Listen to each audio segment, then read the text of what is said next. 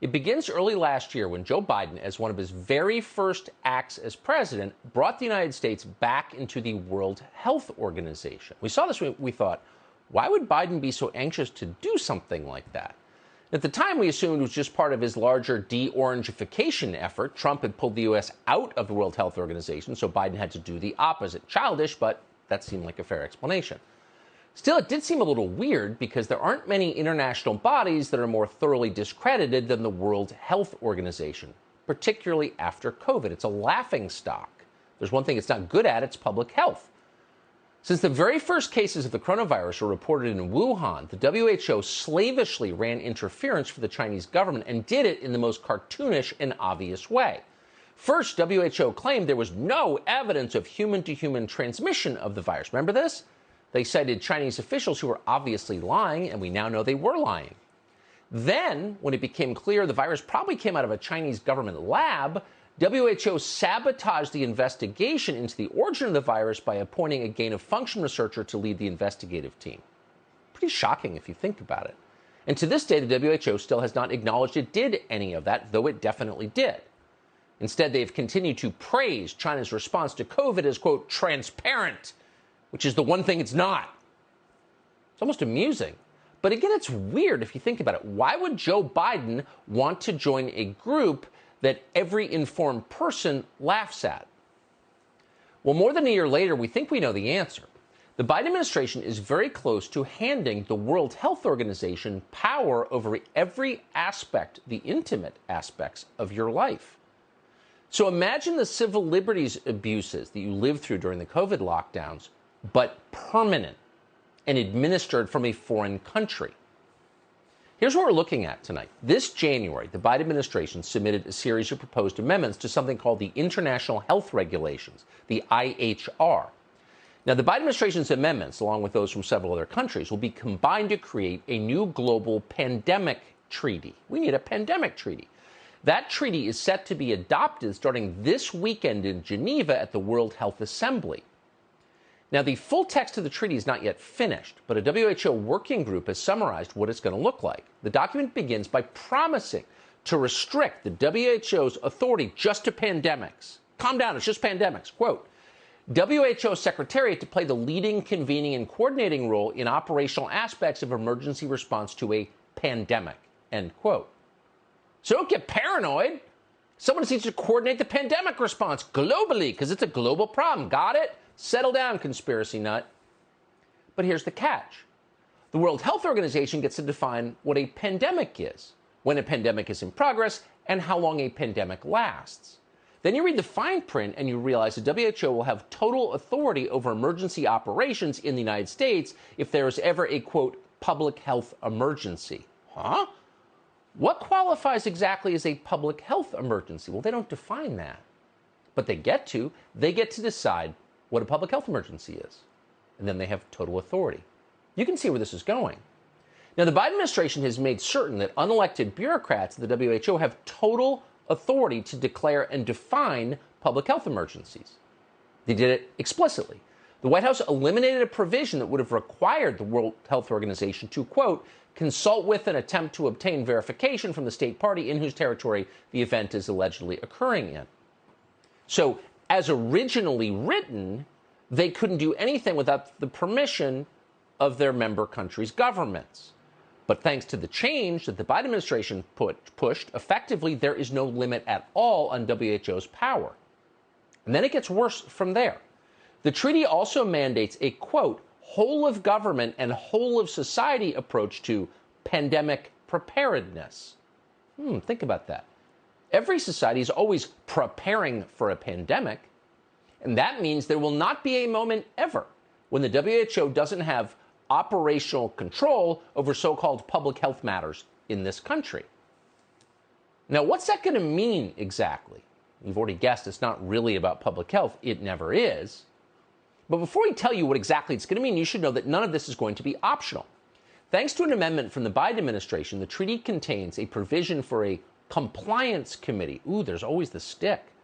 It provides that every member country in the WHO must, quote, inform WHO about the establishment of its national competent authority responsible for overall implementation of the IHR that will be recognized and held accountable.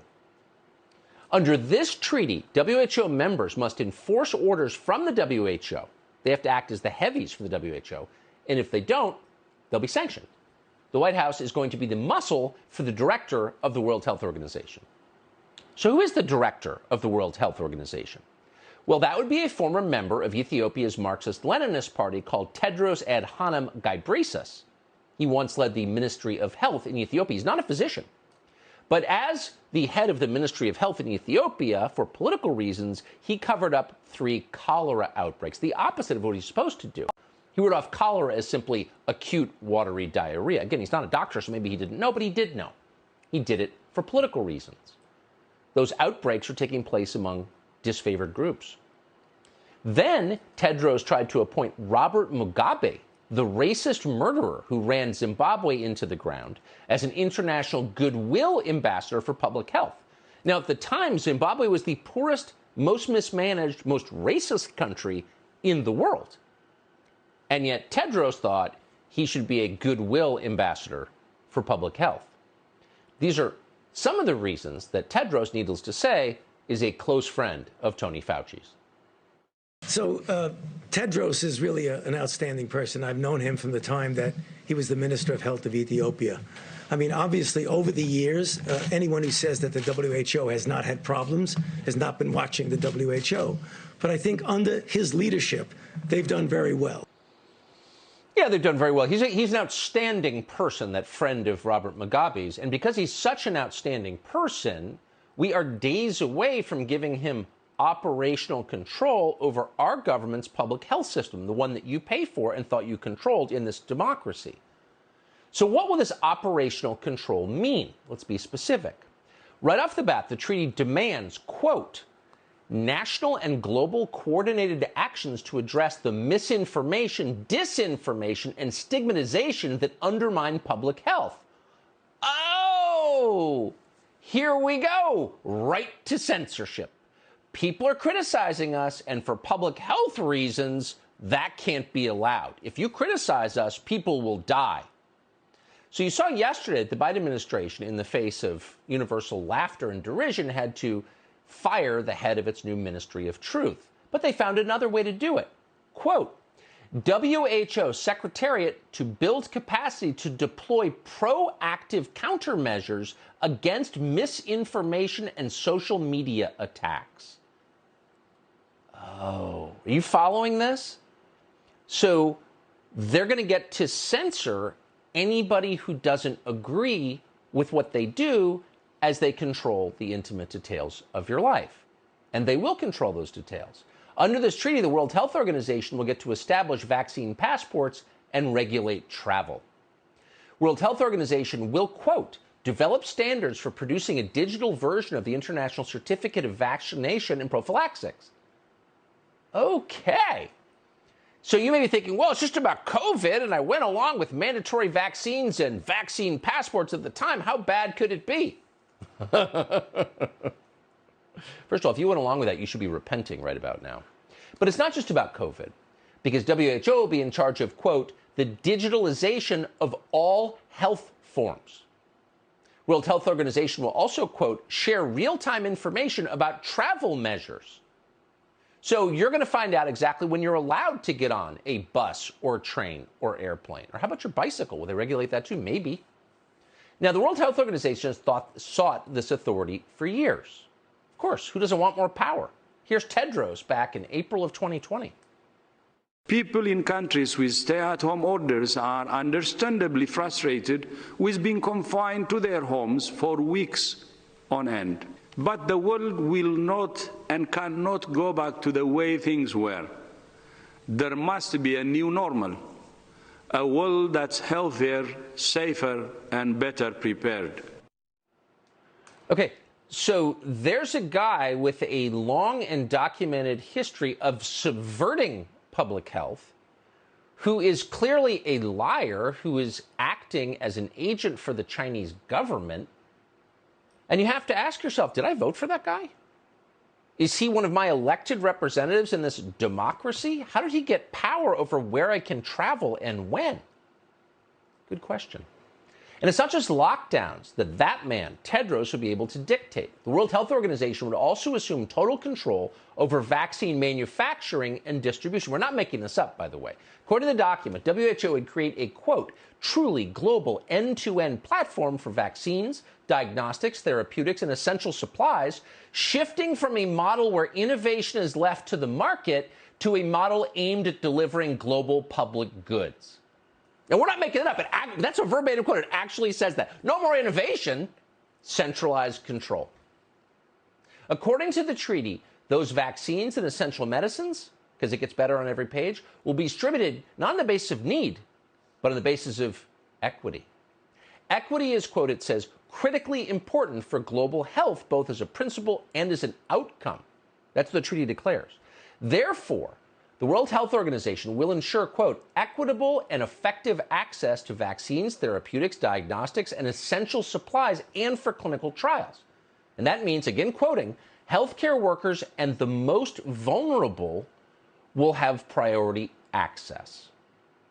Not the sickest, not the people who need the medicine most, but the most vulnerable in a larger sense. In other words, favored groups get medicine first. There is no graver violation of medical ethics than this. Every physician practicing in the United States promises not to do what you just heard. And it would become mandatory under this treaty. And by the way, the language you just heard, that is exactly the justification that officials in several states threw out when they were caught passing out vaccines based on race. This is a power grab. It's dangerous. It is, by the way, a reward to the very people who screwed up 2 years of COVID response. Oh, let's give them more power. This is lunacy. And people who know that it's happening are upset. 125,000 people in the UK have just called for a referendum on this treaty. They signed a petition. In a democracy, that would matter. You get to petition your government, you remember? But the British government doesn't care what they think. And now there's the Biden White House. In this country, there's been very little pushback because most people have no clue this is happening. We didn't until a bunch of people bothered us about it. You should look into it. We did, and we're shocked. We didn't know because our media isn't covering this. It's not on the front page. Why is that? You have to ask yourself. There is at least one planned legal challenge to this, and it comes from Stephen Miller's group, America First Legal. Here's what's at stake, not just your health, but the way that you live and your relationship to the government. Representative government requires your consent. You alone have the right to choose your representatives, your style of government, the laws under which you live. That is called democracy, and this eliminates it.